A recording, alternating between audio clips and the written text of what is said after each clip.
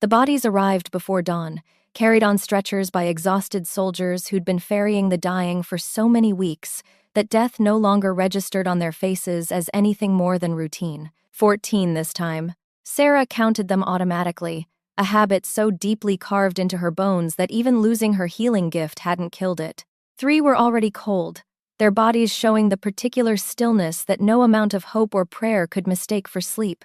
The remaining 11 were fading fast, their breathing shallow and irregular, fever burning through them with the relentless efficiency that had marked this plague from the beginning. The healers in the medical tent moved with practiced efficiency, sorting through the new arrivals with the kind of brutal arithmetic that war and plague had made ordinary. Triage was no longer a medical decision. It was simply acknowledgement of what would happen regardless of intervention. But Sera could see what they couldn't. Silver marks crawling up exposed necks like frost spreading across windows in deep winter, marks spreading across collarbones, settling over hearts with the delicate precision of death claiming its territory. Some were faint, barely visible threads that promised days, maybe a week if the victim was strong. Others were dark and complete, black silver that meant hours at most, maybe less. Death marks. Every single soldier on those stretchers carried death marks. She turned away before anyone could ask why she wasn't helping, why she stood at the edge of the tent watching instead of doing what healers were supposed to do. Failed healers weren't allowed sympathy in Deadwood Pack territory. They got only the particular kind of pity that felt like an accusation dressed in professional concern, delivered with downcast eyes and careful distance that said more than words ever could about how useless they'd become. The gift that had ruined her life had come 8 months ago, the night after the battle at Crowmore when she'd lost 6 patients in a single desperate hour. Young soldiers mostly, boys barely old enough to grow proper beards, dying while calling for mothers who would never know their son's last words, or where they'd fallen, or how terrified they'd been in those final moments. Sera had knelt in mud and blood that night, her hands still warm from the last boy's skin going cold under her touch, and begged whatever gods might still be listening to let her save just one more person. Just one. She'd meant it with every shred of her breaking heart, meant it so deeply that for a moment she'd thought maybe, finally, someone was listening. Instead, her healing gift had died like a candle drowned in rain, snuffed out completely and utterly, and in its place, death sight had bloomed like rot on good wood, spreading through her perception until she couldn't look at anyone without seeing their ending. Now she saw deaths. The silver marks appeared on skin like prophecies written in moonlight and frost, showing her exactly who would die and roughly when. The patterns were consistent enough that she'd started documenting them in a leather journal she kept hidden in her healer's kit, trying to find meaning in the measurements, trying to make this cruel gift useful even if it couldn't heal. Nothing she'd tried in 8 months made the marks fade. No herb combination, no prayer to old gods or new, no desperate attempt at summoning her old healing touch. She'd tried everything in those first desperate weeks, staying up for days at a time, searching through every medical text she could find, consulting with elder healers who'd shaken their heads and told her gently that some gifts, once lost, could never be recovered. Death sight was prophecy, not intervention. And prophecy, she'd learned through painful experience, was just another word for helpless knowledge. Sera Thorne. Master Healer Corin's voice cut through the pre-dawn chaos with the particular sharpness that made 2 nearby attendants flinch mid-bandage. The wagon is ready for departure. She looked past him to the dirt road that led out of the camp, where a supply wagon waited in the gray morning light. But the guards standing beside it wore royal colors, not the familiar green and brown of medical corps insignia. Deep burgundy trimmed with black and silver, the unmistakable mark of the Alpha King's personal guard detail, armed and alert and completely out of place in a healing camp that ran on herb supplies and desperation. Her stomach dropped so fast it felt physical, like stepping off a ledge she hadn't seen coming. "I'm being sent away. Your pack's war debt to the crown comes due today." Corin's expression remained professionally neutral. The careful mask people wore when delivering news they'd already decided wasn't their problem to feel bad about. The capital at Thornhaven has requested healers from every territory to combat the plague spreading through the kingdom. Your name was submitted as Deadwood Pack's contribution to fulfill our obligation to the royal mandate. Of course it was. Of course they'd sent her. Deadwood had 3 real healers left after 6 months of brutal border skirmishes that had dragged on longer than anyone expected, and all 3 were desperately needed here to treat the stream of survivors still trickling in from disputed territories, wounds turning septic faster than healing hands could manage. But Sera, who could no longer seal a simple cut or draw fever from a child, or do anything except watch silver marks bloom on the dying like terrible winter flowers, she was worse than useless. She was a liability. A reminder that even healing gifts could fail, that even the gods could turn their backs, that sometimes the most skilled hands in the world couldn't save anyone. Worse than expendable. She was embarrassing. "The plague," she said carefully, keeping her voice level through long practice at hiding what she felt. "I've heard the reports from traders passing through camp. They say it kills within days. That no treatment works. That silver marks appear beneath the skin and then fever takes them and there's nothing anyone can do but watch them die. Which is precisely why the capital needs every healer they can get their hands on." Coran still wouldn't quite meet her eyes. A small mercy she didn't particularly want. "They don't know about your condition, your particular circumstances. Best to keep it that way until you arrive and report to whoever is running the healing operation there. Perhaps being somewhere you can actually be useful will remind you how to be useful here. If you ever return," the translation was crystal clear even through the careful diplomatic phrasing, "don't embarrass us by admitting you're broken before you're already gone and no longer our responsibility or problem. Let Thornhaven deal with you." Sera had exactly 15 minutes to gather her belongings. It wasn't much to show for 24 years of life.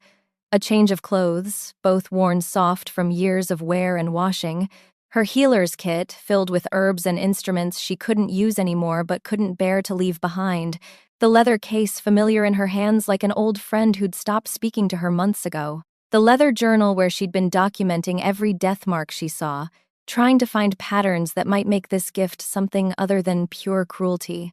And tucked carefully at the very bottom of her pack, wrapped in wool cloth to protect it, a small carved wolf her younger brother Finn had made for her before the summer fever had taken him 3 years ago. That death was the wound that had started everything breaking inside her, really. The first patient she absolutely could not save, who mattered more than her own heartbeat, whose loss had shown her exactly how powerless even the strongest healing could be in the face of certain endings. The other 2 healers bound for Thornhaven were already seated in the wagon when she arrived, her pack over one shoulder and her healer's case in her other hand, trying to look more confident than she felt. Mira and Kessa, both from northern territories she'd never visited, both still blessed with functional gifts that actually did what healing gifts were supposed to do. They introduced themselves with professional courtesy and immediately returned to their conversation, speaking in low, urgent tones about symptom progressions and treatment theories, comparing notes on herb combinations and fever management techniques that might work on plague patients when nothing else had.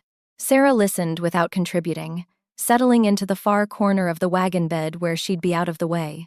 She'd learned 8 months ago that silence was easier than explaining that her gift had inverted like some kind of curse, that the hands which once pulled people back from death now only showed her who would cross over, and when, that she was being sent to the capital not because she was useful, but because she was disposable, and Deadwood needed to fulfill its obligations somehow. The wagon journey took 4 full days through country that grew progressively more desperate with each mile that brought them closer to Thornhaven and the heart of the plague. The first day they passed through relatively normal farmland, fields being prepared for spring planting despite everything, children playing near homesteads while their parents worked the land, trying to maintain something normal even with death spreading through the kingdom. But by the second day, the changes became impossible to ignore. Abandoned farmsteads with their doors hanging open like mouths frozen mid-scream. Empty villages with wells still full of clean water but no one left alive to draw it. Gardens gone to weeds. Livestock wandering loose with no one to tend them. Twice they passed mass burial sites, fresh earth turned in perfect geometric rows, like some grim harvest that death had reaped with terrible efficiency. The other healers grew quieter as the evidence of plague mounted around them. Kessa, who'd been cheerfully optimistic at the journey's start, telling stories about successful treatments she'd performed and patients she'd saved, stopped talking entirely after they passed a village where bodies had been left lying in the street. silver marks visible even from the road, no one left alive or strong enough to perform burial rites.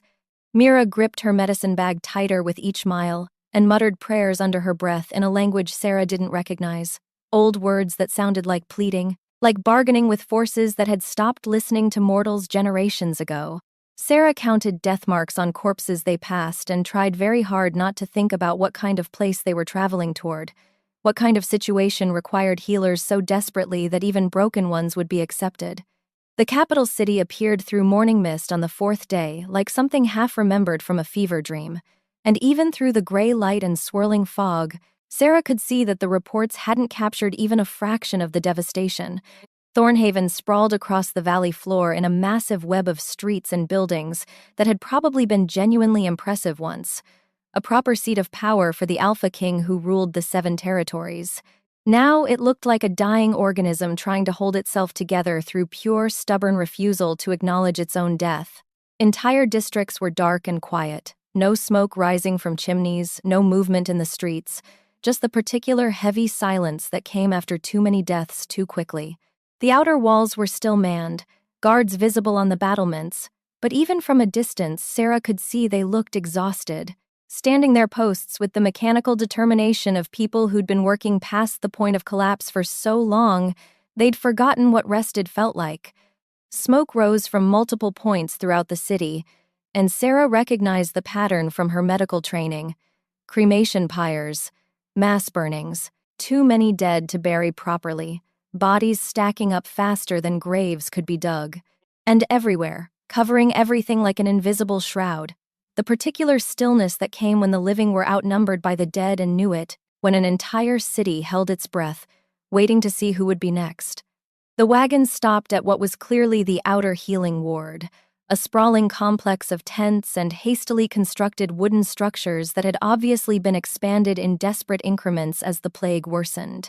Sera could see the growth pattern in the architecture, like rings in a tree, newer tents pressed against older ones, supply sheds built in what used to be garden space, quarantine sections cordoned off with rope barriers that looked more symbolic than effective.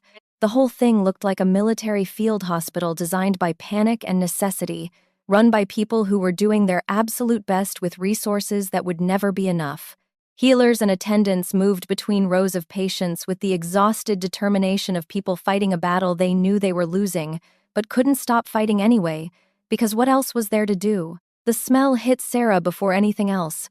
A thick mixture of smoke and sweat and sickness and the bitter herbs that accompanied fever management, all of it underlaid with the sweet rot smell of bodies kept too long before burial because there weren't enough hands left to carry them away.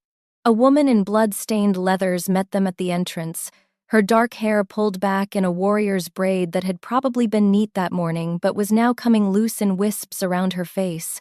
She wore a captain's insignia on her collar and looked to be perhaps 30 years old, with the kind of face that had probably been genuinely beautiful before exhaustion had carved deep lines around her eyes and mouth. "Captain Lyra," she introduced herself, her voice rough with smoke and sleeplessness and probably too much shouting orders. She looked at the 3 of them with an expression caught somewhere between profound relief and bone-deep resignation, the look of someone receiving reinforcements that she knew deep down wouldn't be enough but was desperately grateful for anyway. "You're the healers from the territories. Thank whatever gods are still listening. We've lost 8 healers in the past month alone, 6 to the plague itself and 2 to simple exhaustion when their bodies just gave out." The other healers asked sharp clinical questions about patient numbers and symptom progressions and mortality rates. Sera listened and watched silver marks crawl across Captain Lyra's throat, faint but definitely present, threading upward from her collarbone like frost spreading across skin. Maybe 2 weeks at most before symptoms would appear. The captain was already infected and either didn't know it yet or had chosen to keep working through it until she physically couldn't anymore. Lyra gave them the basic facts with military efficiency, no wasted words, no attempts to soften the horror of what they were walking into. The plague showed no pattern anyone could identify. Victims collapsed without warning, seemingly healthy one moment and burning with fever the next. Temperature rose rapidly. Silver marks appeared beneath the skin, spreading from wherever the curse had first touched them, and death followed within days at most. Nothing they tried worked for more than temporary relief. No treatment slowed progression consistently. No herb broke the fever for long. Some patients lingered 3 days, some 4, but everyone died eventually. They were losing approximately 50 people a day across all the wards, and that number had been climbing steadily for the past 3 months. "You'll be assigned to different sections," Lyra continued, already moving deeper into the complex with the expectation they'd follow. "We need coverage across all the healing wards. The plague doesn't discriminate by class or status or age. We're seeing nobles and farmers, soldiers and children, young and old and everyone in between. It takes everyone." Mira was assigned to the West Ward where most of the children were being treated and isolated. Kessa went to the South section handling incoming cases and initial triage. And Sera found herself assigned to the East Ward, described as the largest of the tent structures and the one master healer Goran ran personally. "You're the Deadwood healer?" A young attendant, barely 16 years old, looked up from changing blood-stained linens on an empty cot. His hands were shaking slightly even as he worked with practiced efficiency, and Sera could see he'd been crying recently, red around the eyes in a way he probably thought he was hiding but wasn't. "Thank the old gods and the new. We lost 2 healers yesterday to the plague itself, and Master Goran hasn't slept properly in 30 hours. He's in the back section if you need to report in." Sera set her pack and case down carefully and let her eyes adjust to the dim interior lit by oil lamps hung from tent posts and the gray morning light filtering through canvas walls. Row after row of cots stretched before her, most occupied, some ominously empty in a way that suggested they'd been recently vacated by people who wouldn't be needing them anymore. The smell was worse inside the tent, concentrated and thick. The fever, sweat, and sickness smell so heavy it felt almost visible, like a fog that clung to skin and wouldn't wash away. And the marks. Dear gods, the marks.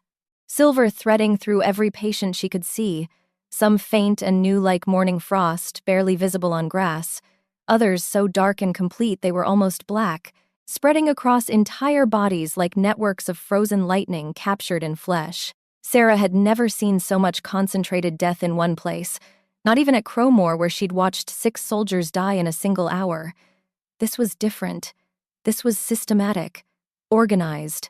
Death on a scale that felt less like illness and more like execution. An older woman in the nearest cot reached for her hand as she passed, fingers cold and trembling despite the fever burning through her. "Please," the woman whispered, her voice barely audible over her own labored breathing. "It hurts. Make it stop hurting." Sera looked down and saw the death marks spread across the woman's entire chest, pulsing visibly with each struggling breath, dark silver going black at the edges where it had started to complete. Hours at best, maybe less. She knelt beside the cot, took the woman's cold hand gently between both of hers, and lied with the practiced ease of 8 months spent watching people die. "Rest now. Save your strength. The healers are doing everything they can." The words felt hollow even as she spoke them, but they seemed to bring some small comfort.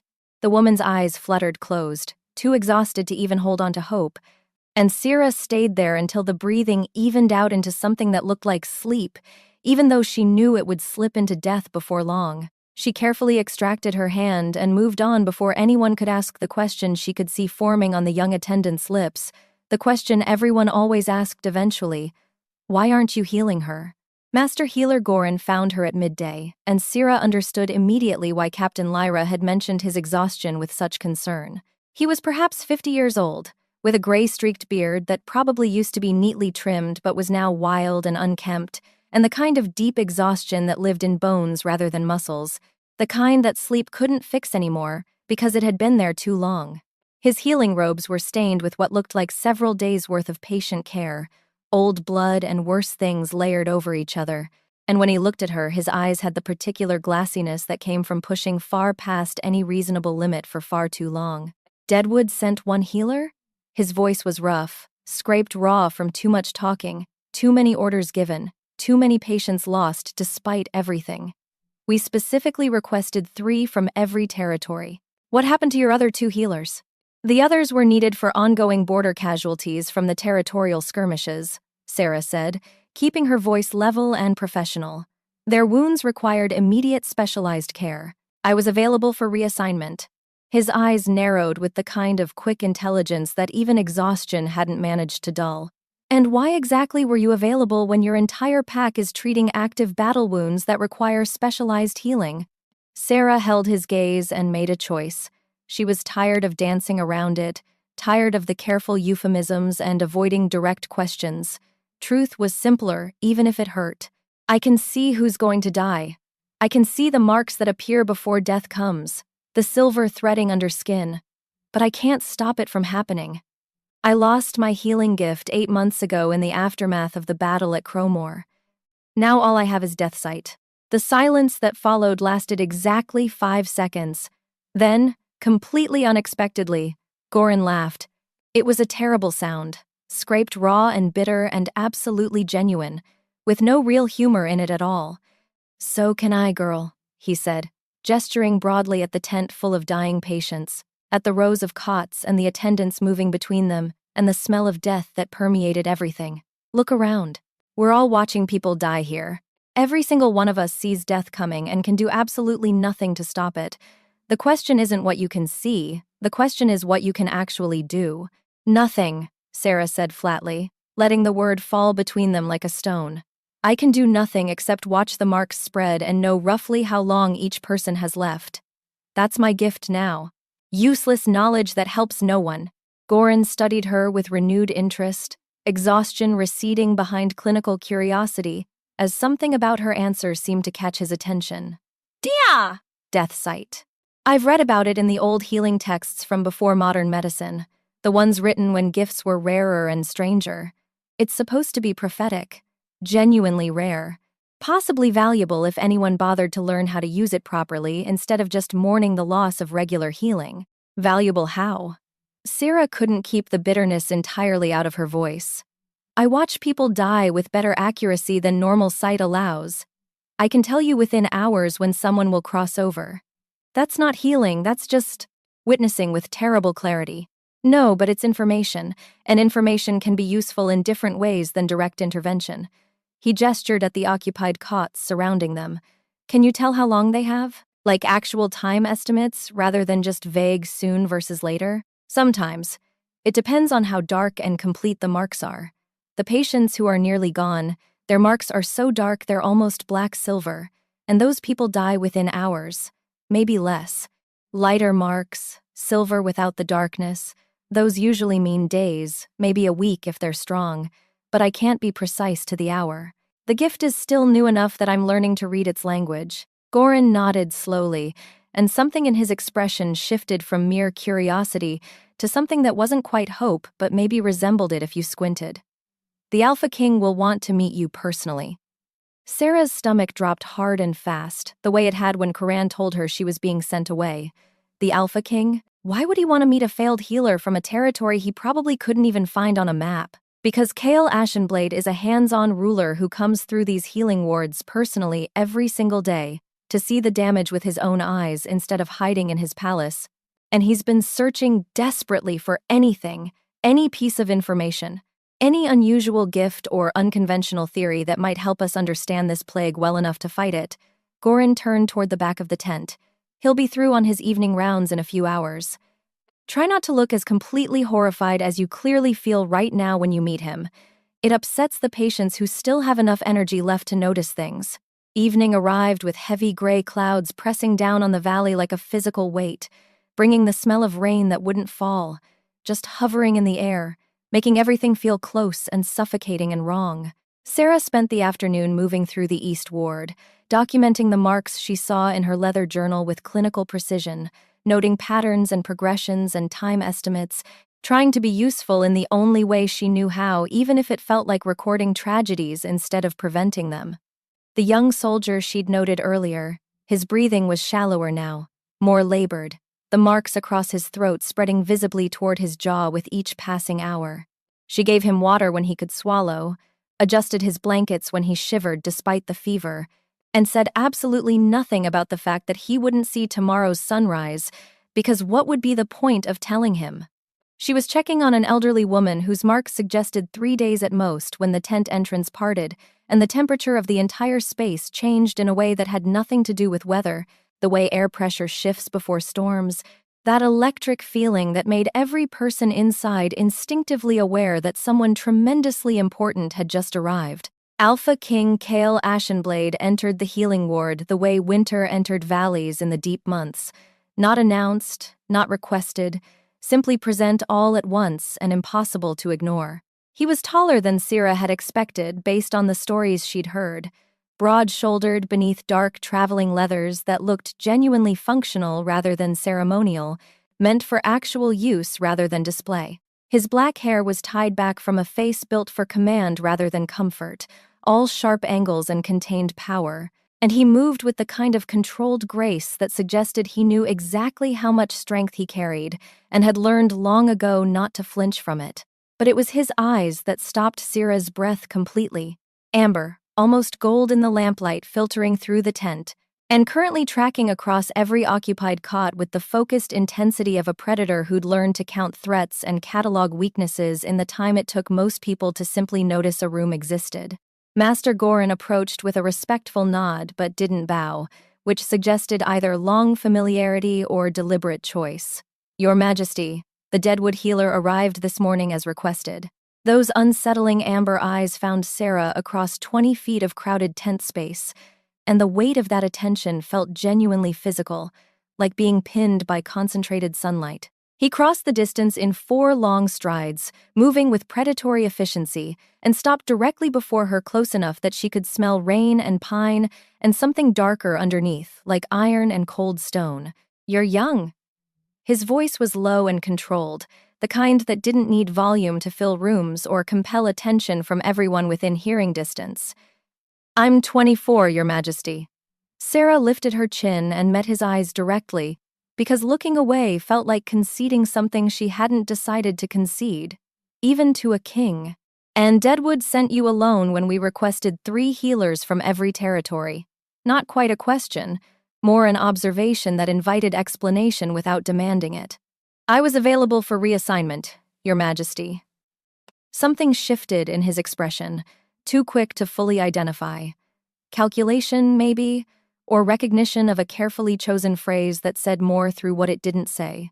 He looked past her to the young soldier she'd been tending just moments ago, the one whose death marks promised he'd be gone by midnight, then back to her face with uncomfortable focus.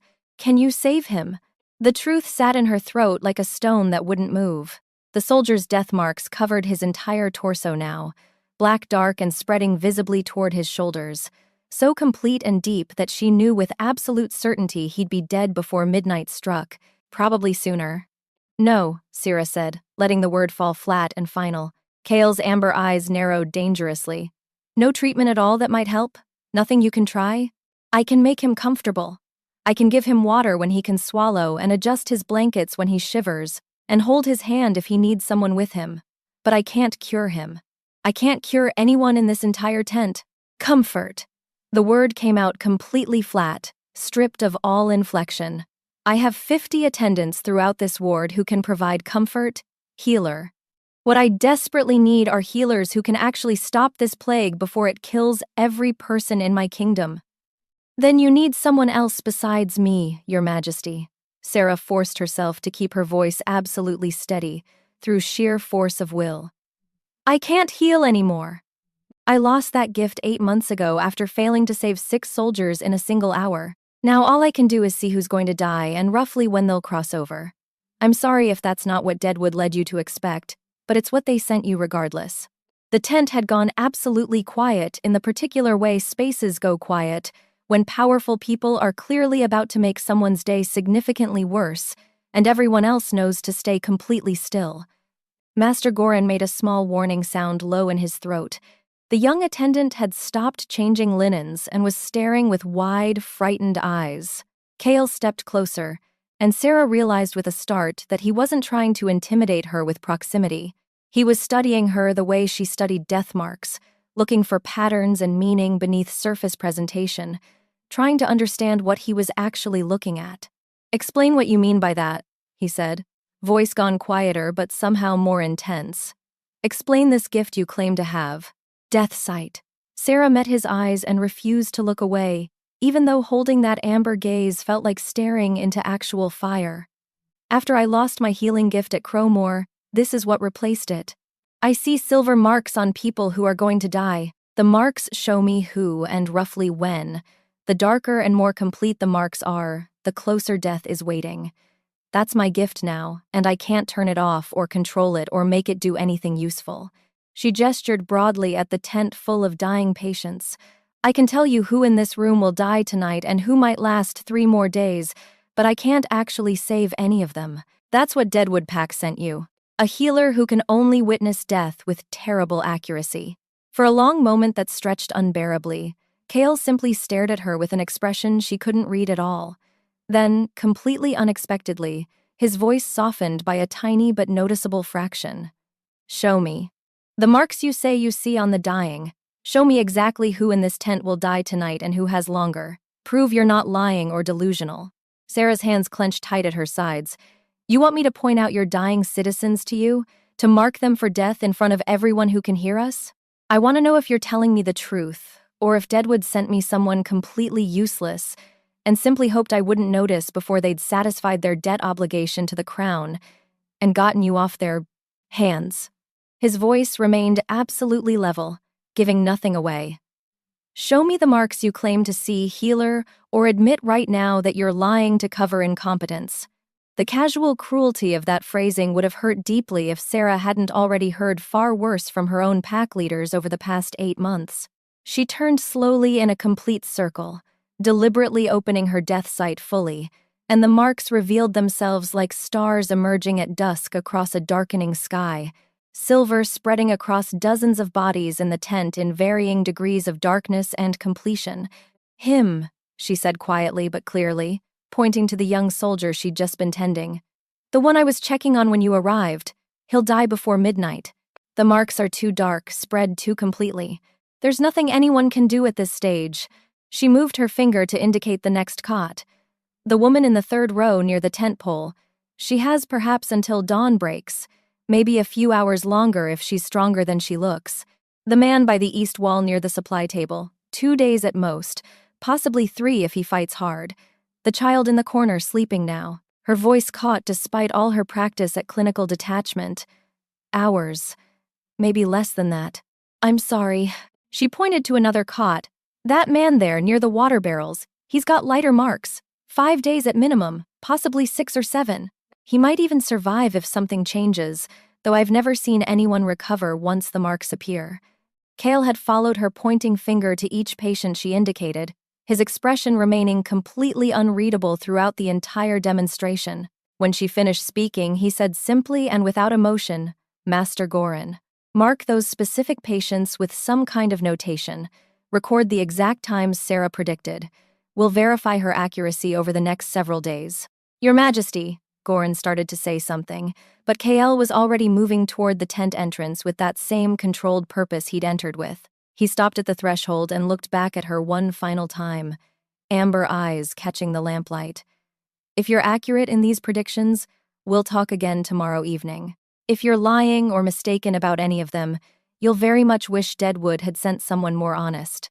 Then he was gone as suddenly as he'd appeared, taking the strange pressure in the air with him, and Sera was left standing in a tent full of dying people with her hands shaking and Master Gorin looking at her with an expression caught somewhere between deep sympathy and profound curiosity.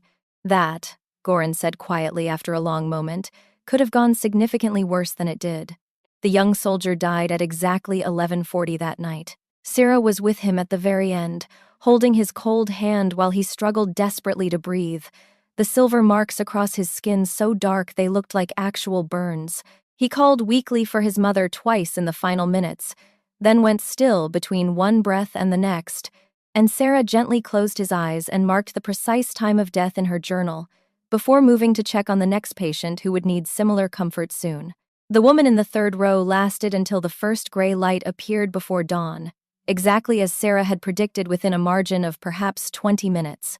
The man by the east wall fought harder than most, fever raging through him for 2 full days, but he finally died on the second evening just as the sun was setting, well within the time frame she'd estimated. The child died in her mother's arms just after sunset on the first day, and the sound of that mother's grief, the raw animal howl of a parent losing everything that mattered, was something Sera knew she would carry for the rest of her life, however long or short that turned out to be. Only the man near the water barrels was still alive by the 5th day, his lighter marks having barely progressed at all, and he would likely survive another full week at minimum based on current progression. Sera had been right about all of them, every single prediction accurate within hours. Master Gorin found her on the 3rd morning in the supply tent, where she'd retreated to avoid watching another child die while screaming for help nobody could provide. He sat down beside her on a wooden crate of bandages without asking permission and said absolutely nothing for a long moment that stretched into several. "The king wants to see you," he finally said, breaking the silence. "Right now. Immediately. In the command tent where he coordinates plague response." Sera's stomach twisted with anxiety. All my predictions were completely accurate. I wasn't lying or exaggerating what I can see. He knows that now, which is exactly why he wants to talk to you. Gorin stood and gestured toward the tent exit. "Don't keep him waiting. That's never a good idea, even for people he likes." Kale received her in what was clearly a command tent that smelled strongly of old leather and wood smoke, and the particular exhaustion of a man who hadn't slept properly in far too long. Maps covered every available surface, showing troop deployments and resource allocations, and disease spread patterns marked in different colored inks that told their own terrible story. He stood behind a large wooden table when she entered, and when he looked up from whatever document he'd been studying, she could see dark shadows under those amber eyes that definitely hadn't been there 3 days ago when he'd first examined her. "Sit," he said without preamble, gesturing to a camp chair across from him. Sera sat carefully and waited, hands folded in her lap to stop them from shaking. He pushed a piece of parchment across the table toward her. "Your predictions regarding time of death for those 5 patients. Every single one was completely accurate. The young soldier died at 11:40 as you said he would, the woman at dawn, the man on the 2nd evening, the child at sunset, and the older man is still alive with minimal progression, exactly as you indicated." He leaned back in his chair and studied her with uncomfortable intensity. "Master Gorin tells me death sight is supposedly prophetic according to very old medical texts. That the ancient practitioners who had this gift could predict fated deaths before they actually occurred, sometimes days or even weeks in advance. I've only had this particular gift for 8 months total, Your Majesty. I'm still learning what it actually means and how it works in practice. But yes, it does seem to show me deaths that are already somehow fated, already written into someone's ending even before the physical symptoms fully manifest. Can you see these death marks on anyone at all?" His voice had changed subtly, gone more careful somehow. "Not just patients who are currently sick with plague? Can you see marks on seemingly healthy people if their death is approaching?" The question landed strangely in the space between them. "Sometimes yes. If their death is close enough temporally, the marks appear regardless of current health status or whether they show any symptoms of illness." "Why do you ask?" "Look at me very carefully," Kale said quietly. "Use your death sight fully. Tell me exactly what you see." Sera's breath caught in her throat. "Your Majesty, I really don't think that's a good idea." "That was a direct order from your king," he cut across her protest. "Look at me and tell me what you see, now." She lifted her eyes reluctantly to his face and searched with her death sight opened as fully as she knew how, looking for the telltale silver that would announce his ending if it was coming. His throat appeared completely clear and unmarked. His strong hands resting on the table showed no silver threading through the fingers or across the backs. But when she looked at his chest beneath the dark leather he wore, she saw it, there, spreading across where his heart beat. A faint shimmer of silver forming across his heart, barely visible yet, like frost just beginning to form on a window in very early winter before the real cold set in. Her entire body went absolutely cold with recognition and horror. "Well?" His voice had gone sharp with barely contained tension. "What exactly do you see when you look at me?" "There's a mark," she whispered, the words catching in her suddenly dry throat. "It's faint still, not dark yet, but it's definitely there forming.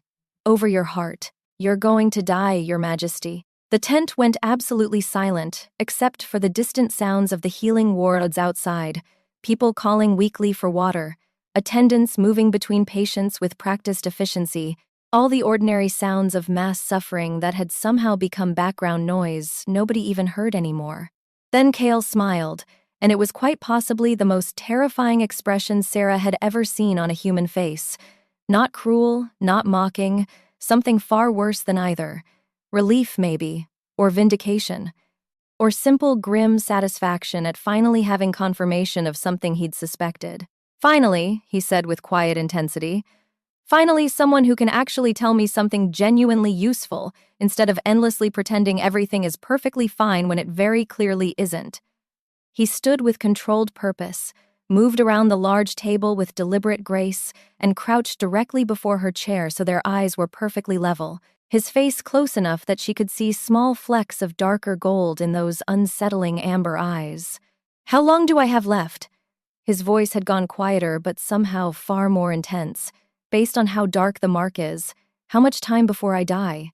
Sera forced herself to look at the mark again, despite every instinct screaming at her to look away, studying its depth carefully, its spread pattern, the way it pulsed extremely faintly with his strong heartbeat. "Days at minimum. Maybe a week, possibly slightly more. I apologize, but I genuinely can't be more precise than that. This gift is still new enough to me that I'm learning to read the different gradations of darkness and what they mean in terms of actual time remaining. Don't apologize for being genuinely useful for the first time since you arrived here." He reached out and took her wrist, his grip gentle but absolutely firm and unmistakable. "You're going to help me figure out exactly why I'm dying and who's responsible." "Your Majesty, I already told you I can't heal anyone anymore. I can only see. I don't need healing from you." His voice cut across her protest with absolute certainty. "What I desperately need is information. Every single healer in this entire camp has personally examined me over the past 3 weeks. Every one of them found absolutely nothing wrong they could identify. No fever they could measure, no marks visible to normal sight, no symptoms anyone could actually name or treat. But I know with absolute certainty that something is very wrong. I can feel it draining me slowly and carefully, like water seeping away through a cracked foundation." Sera's mind raced frantically, trying to piece together what he was telling her and what it might mean. The plague itself isn't natural at all. Kale cut across her again, his voice gone flat and absolutely certain. "I've known that for months now, even though I haven't been able to prove it yet. Natural plague doesn't choose its victims with this kind of precision and clear pattern. It doesn't systematically bypass entire households while completely devastating others with no discernible pattern anyone can identify. Someone is deliberately weaponizing sickness, and I'm now absolutely certain they started this entire thing by cursing me first." The full implications of that statement crashed over Sera like ice-cold water. "You genuinely think someone is actively cursing you right now? That this plague spreading through Thornhaven and killing hundreds is somehow connected to whatever is slowly killing you personally?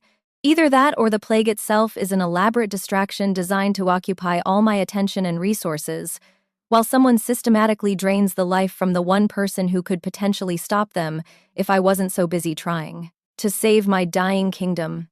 He released her wrist and stood, beginning to pace with barely controlled energy. "If I die right now, this entire kingdom immediately fractures into chaos. We're barely holding together as it is, with 50 people dying every single day. Without strong central authority holding the territorial pacts in line, they'll turn on each other within a month, and this becomes a full civil war built on mountains of corpses." Sera's death sight showed her the mark on his heart pulsing slightly stronger for just a moment, and she realized with a cold shock of understanding that stress was actively making it worse, making it spread faster. "Your Majesty, I need you to understand something. Even if I can accurately predict when you're going to die, death sight is still just prophecy, not intervention. It doesn't give me any way to actually stop what's coming. Fated deaths are called fated for a very specific reason. They're supposed to be completely unchangeable once they're set in motion. I genuinely don't care even slightly about what deaths are supposed to be." Kale turned back to face her directly, and the intensity burning in his amber eyes was almost physical in its force. "Someone is doing this to me deliberately, which means it's not fate, it's a weapon. And weapons can be found, identified, and destroyed before they complete their purpose.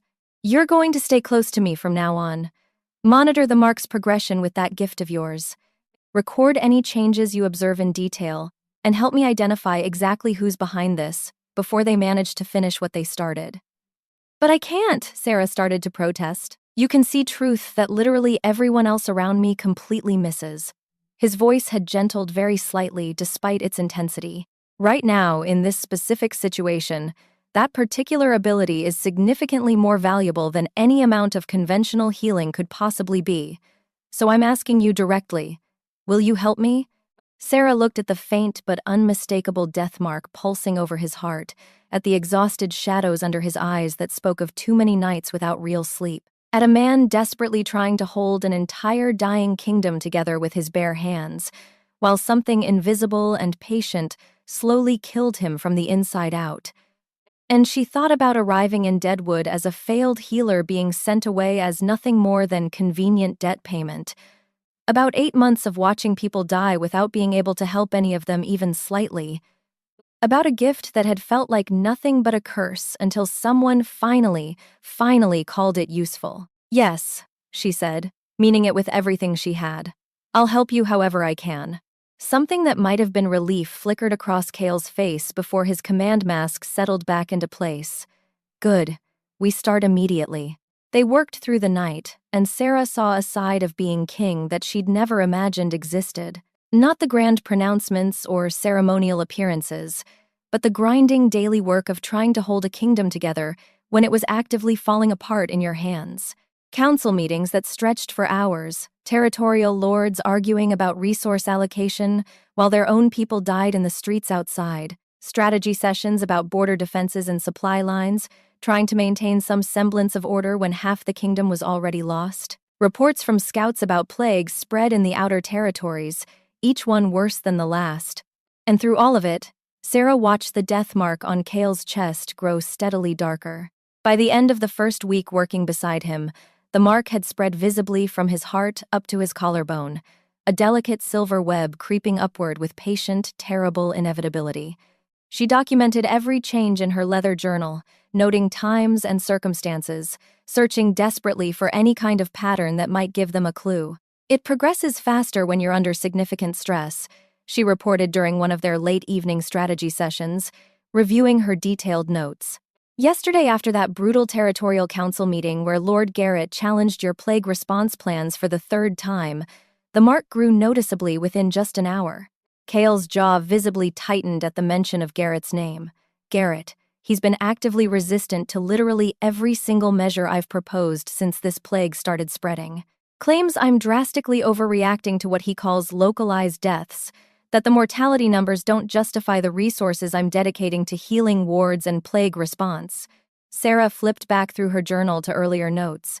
According to the reports Master Gorin showed me last week, Garrett's home territory has reported dramatically fewer plague cases than any comparable district, significantly fewer in a way that doesn't match any other pattern we've identified. Yes, I noticed that particular anomaly as well. Something genuinely dangerous moved behind Kale's amber eyes. Very interesting, isn't it?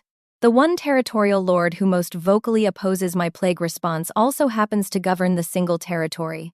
The plague seems to be mysteriously avoiding almost completely. That's not any kind of natural pattern for disease spread. No, it's absolutely not natural at all. He moved to the map table, studying the colored markers that showed plague distribution across the capital and surrounding territories. Look at this carefully. The outbreaks cluster very specifically in certain areas, radiating outward from particular points, almost like something was deliberately placed there rather than spreading naturally through normal contact. Sera joined him at the table, studying the pattern with fresh eyes. The red markers indicating confirmed plague cases did cluster strangely when you looked at the overall distribution, and there were clear, obvious gaps in places where infection should have spread based on proximity and population density, but somehow hadn't. If someone is actively controlling where the plague spreads, if they can choose specific victims and specific areas, they'd need either constant direct access to those places or a network of accomplices in those districts doing the actual placement for them, which means this is organized, carefully planned, and well-funded. Someone with significant resources and extensive reach has been systematically killing my people for months. He looked at her directly. Your death site shows you who's dying. Can you identify who placed the curse? Can you see the source? Sera shook her head reluctantly. Death sight shows me the victims and their endings. It doesn't show me the person responsible for causing those deaths. I'm sorry. Then we need to force whoever is doing this to reveal themselves somehow. His voice dropped lower, taking on a dangerous edge. If my death is their ultimate goal in all of this, then let's give them exactly what they think they want, and see who celebrates too quickly or makes a mistake. What are you suggesting? Sera asked, though she had a sinking feeling she already knew. A public healing ceremony, 3 days from now. Every healer in the entire capital, regardless of specialty or particular training, will attempt to diagnose and cure me in full view of the entire court and every territorial lord. When they inevitably fail, when I collapse with these silver marks finally visible to everyone and not just you, the entire kingdom will see their alpha king visibly dying of the exact same plague that's been killing their families for months. His amber eyes gleamed with calculated purpose, and whoever cursed me in the first place will have to make a choice about how to respond. They'll either stop the curse to prevent your actual death, which would expose their ability to control it, Sera said slowly, working through the terrible logic, or they let you die completely, which triggers immediate succession chaos and reveals who benefits most from your absence. Either option exposes them. Exactly right. Either way, we'll finally know who's actually behind this. Unless they simply let you die and manage to hide their involvement perfectly, and we never find out who did it. Kale looked at her with those unsettling amber eyes. Then you'll tell me when it's actually happening, when the mark goes from slowly killing me to immediately fatal, and I'll use my absolute last breath to publicly name my suspicions. Even in death, I can deny them a clean victory and smooth succession. Sera wanted desperately to argue more, to find some flaw in this insane plan, but the mark across his heart had darkened to charcoal in just 1 week, and she could see smaller tendrils beginning to spread down his arms toward his hands. Time was running out regardless of what they chose to do. I'll stay close to you during the entire ceremony, she said quietly, accepting the inevitable. I'll watch the mark constantly with my death sight and warn you immediately if the progression suddenly accelerates beyond the current rate. Good. He reached across the small table between them and took her hand in his, the touch warm and solid and absolutely deliberate. Thank you for seeing what literally everyone else around me has completely missed. Sera looked at their joined hands and felt something unexpected shift in her chest, something warm and unfamiliar and slightly terrifying in its intensity. You're welcome, Your Majesty. Kale, he corrected gently. When it's just the two of us in private like this, you call me Kale. Kale, she repeated, testing the name on her tongue and felt the warmth in her chest grow stronger. 3 days later, the Great Hall had been hastily cleared of all its usual furnishings to make space for the public healing ceremony. Sera stood at the very edge of the assembled crowd, her healer's robes marking her as part of the medical community, even though absolutely everyone present knew by now that she couldn't actually heal anymore. Kale stood in the exact center of the massive hall, stripped to the waist so the healers could examine him properly and completely, and even from this distance, Sera could see the silver mark had spread far enough to be clearly visible now to anyone who looked. It crawled across his chest like frost spreading on glass, silver threads reaching up his throat in delicate patterns, smaller tendrils spreading down his arms like reaching fingers. The gathered nobles whispered to each other and pointed, horror and fascination mixing visibly in their expressions, as they finally saw physical proof that their king was dying. Master Goran stepped forward first as the senior healer, pressing his weathered hands firmly to Kale's chest and frowning deeply in concentration. No fever that I can detect with normal methods. Heart rate is elevated but not dangerously so yet. But there's definitely something present here, something actively draining him. I can actually feel it like a slow, persistent leak. He stepped back, shaking his head with visible frustration. This is completely beyond my skill to treat. Other healers came forward one after another, each trying their particular specialty. Herb workers attempted various traditional remedies. Energy channelers tried desperately to block or redirect whatever invisible force was draining him. Bone setters checked his joints and spine thoroughly for any physical cause they might identify. One elderly healer from the distant southern territories performed an elaborate ritual that involved blessed water and very specific lunar timing that she swore had worked on curses before. Nothing worked even slightly. If anything, Kale looked visibly worse with each failed attempt, the silver marks seeming to pulse and spread faster in response to all the concentrated healing energy being directed at him. Then, completely deliberately and with perfect calculated timing, he swayed visibly on his feet. Sera knew immediately it was a performance, that he was choosing exactly when to collapse for maximum dramatic effect.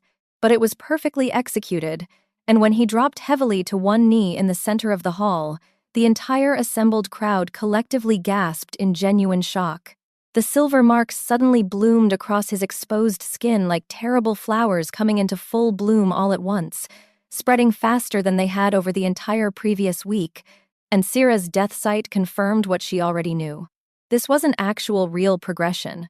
This was him deliberately making the curse visible and dramatic for everyone watching, forcing the entire situation into immediate crisis. The plague, someone in the crowd whispered with horror, and the words spread through the assembled nobles like wildfire through dry grass. The king has the plague. The Alpha King himself is dying of plague. Healers rushed forward in a panic, but Sera deliberately kept her eyes fixed on the nobles standing at the front of the crowd near the ceremonial throne, carefully watching their individual reactions, cataloging who looked genuinely shocked versus who looked like they'd been specifically expecting something like this to happen. Lord Garrett stood prominently near the throne, and his expression cycled through several distinct emotions far too quickly for most casual observers to catch, but perfectly clear to someone watching specifically for reactions.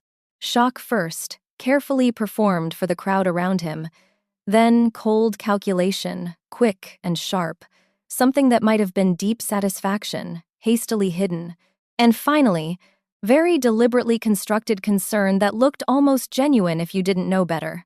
Then his hand moved subtly toward his belt. Sera's death sight caught the motion a fraction of a second before her conscious mind fully processed what she was seeing. A small, vial, dark glass, tucked almost invisibly into a leather holder at his waist, and covering it, unmistakable to her enhanced vision, silver marks exactly like plague residue, glowing faintly with active curse magic. She didn't think, didn't plan, didn't calculate consequences. She simply moved. "Stop him!" Her voice cut sharply across the crowd's rising murmurs and the healer's frantic activity. "Lord Garrett has something! Don't let him use it! Guards, stop him now!" Royal guards immediately turned toward Garrett with weapons half drawn, but he was already moving with desperate speed, his hand flicking sharply toward the center of the hall, where Kale knelt surrounded by rushing healers. The dark glass vial spun through the air end over end, catching lamplight as it flew, and Sera knew with absolute bone-deep certainty that whatever was sealed inside that vial would finish instantly what the slow curse had been building toward for weeks.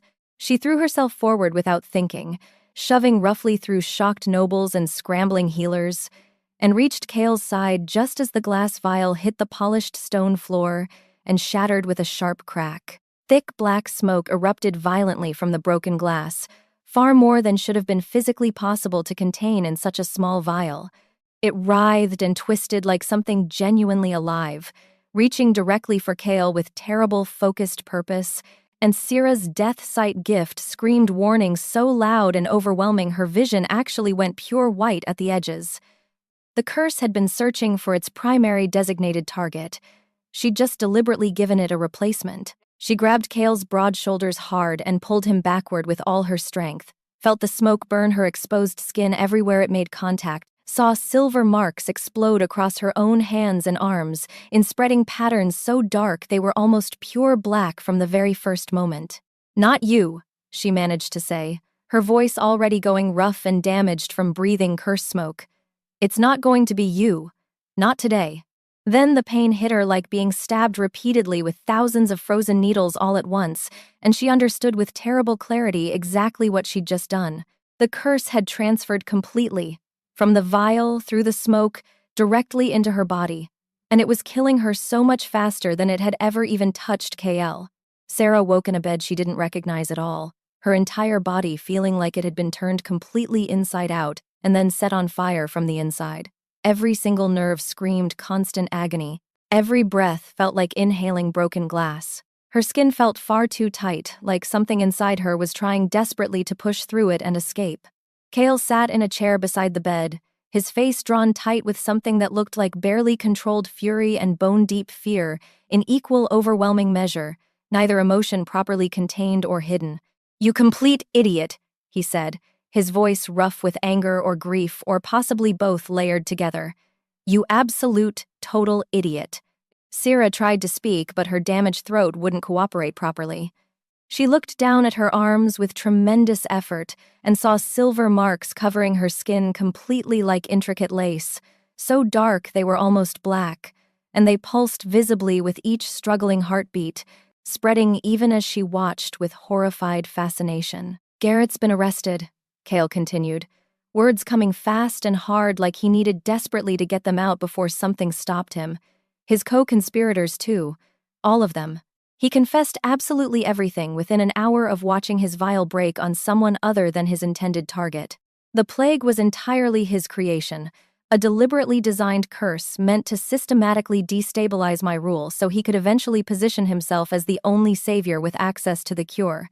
That vial you intercepted contained the concentrated final essence, the killing dose specifically designed to finish me off within hours, once the groundwork curse had weakened me enough. He leaned closer, and Sera could see his eyes were badly bloodshot from obvious sleeplessness. "You absorbed it instead. All of it. The entire slow-building curse I'd been carrying for weeks, plus the concentrated killing dose meant to end everything. Every single healer in this entire hall has personally examined you, and they all say exactly the same thing. It's completely beyond their skill to stop or even slow down. The marks are too dark, too complete, progressing too fast." Sera tried to smile through the pain, but it hurt far too much. "Good," she managed to whisper with her damaged voice. "Good?" His voice rose dangerously, control finally cracking. "You're actively dying right now. Actually dying faster than I would have even with the killing dose. The curse is consuming you from the inside out, and there's absolutely nothing anyone can do to stop it from completing. You're alive and safe. That's good enough for me." Kale made a sound that might have been a laugh or a curse or something caught between them. "I don't accept that trade. I absolutely refuse to accept it. Not really yours to accept or refuse." The words came out in painful fragments. He stood abruptly, pacing to the window with barely controlled violence, and stood there with his hands braced hard against the frame, knuckles going white with the pressure. "I didn't ask you to save me like that. I know that. I didn't want this. I never wanted." He stopped mid-sentence, and when he spoke again, his voice had gone quiet and raw. "I can't lose you now. Do you understand that? I finally found someone who actually sees truth instead of comfortable lies, who doesn't flinch away from what's real and terrible, who looked directly at a death curse and called it useful instead of running away, and I absolutely cannot lose that. I cannot lose you." Sera's death sight, even badly dimmed by her own rapidly approaching end, showed her something she'd somehow missed before, despite all the time they'd spent together. Golden threads, faint and new and fragile, stretching from somewhere deep in her chest to his, pulsing in perfect synchronization with each heartbeat. Mate bond, barely formed, delicate as spun glass, and completely irrelevant when she'd be dead in hours. "Kale," she said softly, his name feeling strange and absolutely right in her mouth all at once. He turned sharply from the window, and she saw her own death reflected clearly in his face, naked grief he wasn't even trying to hide anymore. "I can see it now," she told him, forcing words through a throat that felt lined with broken glass. "The bond, mate bond, it's there between us, connecting us, but I don't know if it's strong enough to fight this curse. The death magic is already so deep inside me. It is strong enough." He crossed back to her bedside in 3 long strides and took her marked hand carefully in both of his grip gentle but absolutely firm and unmistakable. "Mate bonds can break curses. The old texts are absolutely full of examples. Dantu versus life magic, and life wins every single time. Those are just stories, legends and myths, not real medical. So is a healer who lost her gift completely and found death sight instead." He cut across her protest. "So is a plague created deliberately through pure curse magic. So is literally any of this. We're already living inside a story whether we chose it or not, Sera. Let's make it one with a better ending than your death." He moved carefully onto the bed beside her, gathering her gently against his chest like something infinitely precious. And she could feel his heart beating strong and steady and alive, where hers had started to stutter and skip. "You saved me," he said quietly against her hair, "by seeing exactly what I needed instead of what I wanted. By stepping directly in front of death itself and calling it the right choice because at least someone would survive. Now let me return that favor. That's not how death sight works. The marks don't lie. I've seen them on dozens of people now, and they always tell the absolute truth. Then I'll be the first exception in recorded history." His arms tightened carefully around her. "I absolutely refuse to let you die, believing you're worthless just because you lost the ability to heal. You're worth everything, and I'm going to prove it." Sera felt tears slide down her temples. "I'm a failed healer who can only watch people die. No." Kale's voice went absolutely firm and certain. "You're a woman who sees truth others deliberately ignore, who sacrificed herself for a kingdom that sent her away as payment for a debt, who stood directly in front of a death curse meant for a king and called it good because at least someone would survive." His hand cupped her face with devastating gentleness. "You're my mate. You're exactly what I needed, even when I didn't know I needed it, and I am not letting you go." The bond between them pulsed once, hard enough that Sera gasped with the unexpected force of it. It felt like lightning, like being struck by something absolutely pure and certain. "What did you just—" "Accepting it," Kale said simply, his voice rough with emotion. "The mate bond, fully and completely. No hesitation, no doubt, no careful political calculation about what's strategically wise." He placed his other hand directly over her heart, where the curse marks were darkest and most complete. "If this curse wants to feed on life force, let it feed on both of us. Split the terrible load between two people instead of one. Halve the damage. Share the burden the way mates are meant to. Kale, that will just kill you too. Or it saves us both." He smiled, and it was absolutely genuine despite everything. "You trusted your gift when literally no one else did. When your own pack sent you away for having it. Trust it now. What does it actually show you?" Sera opened her death sight fully despite the pain it caused, ignoring the agony, and looked carefully at the space between them.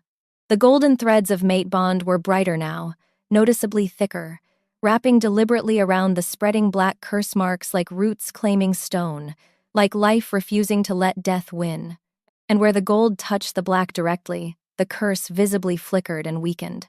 "It's fighting back," she whispered, wonder creeping into her voice despite the pain. "The bond is actually fighting the curse." "Good.